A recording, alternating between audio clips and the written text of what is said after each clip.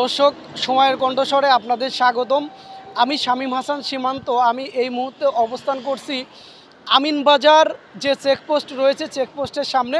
দর্শক, আমি যদি একটু জানিয়ে রাখি, আজ কিন্তু মানবতা বিরোধী অপরাধের দায়ে সাবেক প্রধানমন্ত্রী শেখ হাসিনা তার যে রায়, সেই রায় কিন্তু আজকে ঘোষণা করার কথা রয়েছে। আর এই রায়কে কেন্দ্র করে আমরা দেখেছি যে আমিনবাজার যে চেকপোস্ট রয়েছে, এই চেকপোস্টে কিন্তু এখানে কিন্তু নিরাপত্তা চৌকি বসিয়ে পুলিশের যে তল্লাশি, সেই তল্লাশির কার্যক্রম চালানো হচ্ছে। দর্শক, এখানে কিন্তু প্রচণ্ড পরিমাণে রোদ, আর এই রোদের কারণে কিন্তু এখানে দাঁড়ানো খুবই কষ্টকর হয়েছে, যার কারণে কিন্তু পুলিশ ঠিক এখানে না দাঁড়িয়ে সড়কের এক প্রান্তে কিন্তু তারা দাঁড়িয়ে আছেন এবং সেখান থেকে কিন্তু তারা নিরাপত্তার বিষয়টি লক্ষ্য করছেন। আরেকটা বিষয় যদি জানিয়ে রাখি, আজ কিন্তু দর্শক, আজ কিন্তু যেহেতু শেখ হাসিনার যে মামলার রায়, সেই রায় কিন্তু আজকে ঘোষণা করা হবে। আর এই রায়কে কেন্দ্র করে যে কোনো ধরনের অপ্রীতিকর ঘটনা এড়ানোর জন্য কিন্তু আইনশৃঙ্খলা রক্ষাকারী বাহিনী কিন্তু তৎপর ভূমিকায় রয়েছে।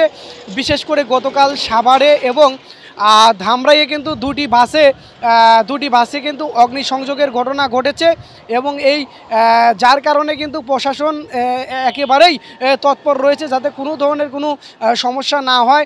তারা কিন্তু কঠোর ভূমিকায় এই মুহূর্তে রয়েছে। দর্শক, আরেকটা বিষয় যদি আমি জানিয়ে রাখি, আমরা দেখেছি যে বিএনপির পক্ষ থেকে কিন্তু তারা কিন্তু বিএনপির বিভিন্ন অঙ্গ সংগঠনের পক্ষ থেকে কিন্তু তারা কিন্তু বিভিন্ন রকম মিছিল এবং মোটর বাইক শোডাউন তারা কিন্তু করছেন, এমনটি কিন্তু আমরা দেখেছি।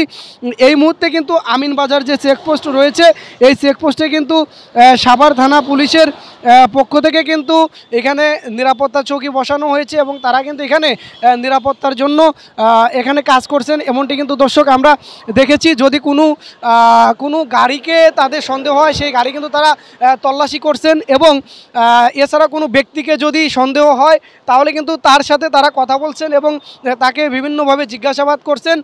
আমরা কথা বলেছি আইনশৃঙ্খলা রক্ষাকারী বাহিনীর সাথে, তারা আমাদেরকে জানিয়েছেন যে রাজধানীতে নিরাপত্তা চৌকি বসিয়ে এখানে তারা নিরাপত্তার কাজে নিয়োজিত রয়েছেন এবং প্রত্যেকটা গাড়ির কিন্তু যে ব্যাগডালা রয়েছে এবং গাড়িতে কোনো বা অন্য কোনো সরঞ্জাম আছে কি না সেটাই কিন্তু তারা এখানে চেক করছেন, এমনটি কিন্তু আমরা দেখেছি এবং জিজ্ঞাসাবাদ করছেন। দর্শক, আজ কিন্তু মানবতা বিরোধী অপরাধের দায় কিন্তু শেখ হাসিনার যে রায়, সেই রায় কিন্তু ঘোষণা করা হবে। আর এই রায়কে ঘিরে কিন্তু আমরা দেখেছি সকাল থেকে কিন্তু সাভার এবং আশুলিয়ার বিভিন্ন পয়েন্টে আমরা দেখেছি সাভার এবং আশুলিয়ার বিভিন্ন পয়েন্টে কিন্তু যে আইনশৃঙ্খলা রক্ষাকারী বাহিনী রয়েছে তারা কিন্তু অবস্থান করছেন এবং তারা তল্লাশির কাজ চালিয়ে যাচ্ছেন। এছাড়াও যদি দর্শক আরেকটা বিষয় জানিয়ে রাখি, বিএনপি এবং তাদের অঙ্গ সংগঠনের পক্ষ থেকে কিন্তু যে মোটর বাইক শোডাউন সেটি কিন্তু তারা চালাচ্ছেন।